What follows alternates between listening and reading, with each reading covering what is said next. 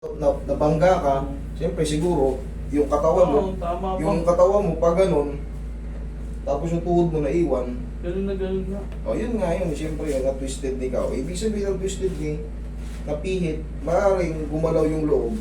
Tapos siyempre, day by day na naglalakad, yung mga ligaments doon, may stress. Sige, relax ka lang. Yan. Pag ginanyan, masakit.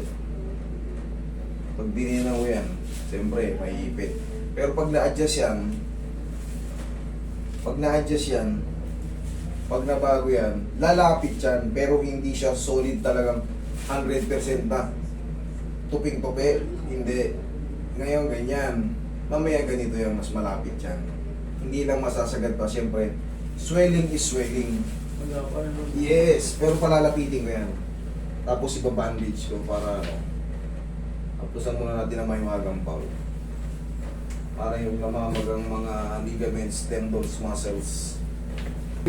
May pag-apa yan. Hindi talaga yung basta-basta agad nawawala. Okay, relax lang. Kung lalabanan. Yan, lang. Hindi naman masakit po. Yanigin ko lang. Yung sa tumunog. Hindi nga saktan. O, tingnan natin mamaya.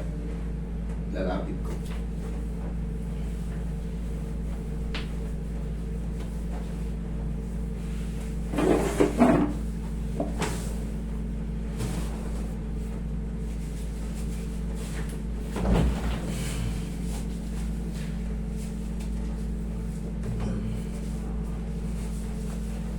Relax lang.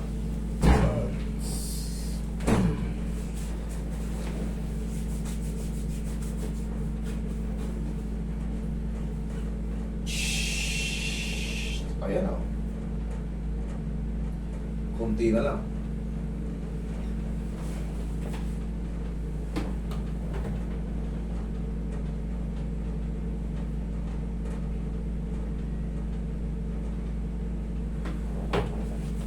Okay.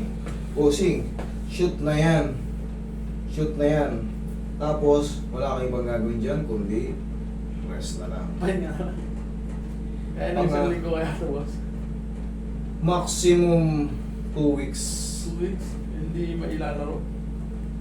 Pwede mo nang italon ito eh. Pwede mo nang italon ito. Pwede mo nang itakbo. Pero syempre, huwag mo munang sagarin na yung kagaya. Yung kagaya yung sabi ko, iibigin ng toto kasi nandun pa sa loob yung ano. Pero may gagalaw muna ito, tingnan mo. Mas may gagalaw ito, mas malakas siya. Bakit? Siyempre, pag nakabalik ng maayos yung joint, diba? Mararamdaman mo rin sa sarili mo, mararamdaman mo rin.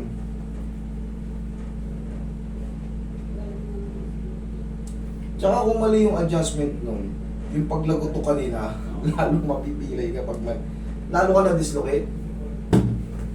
Oh, tignan mo ngayon.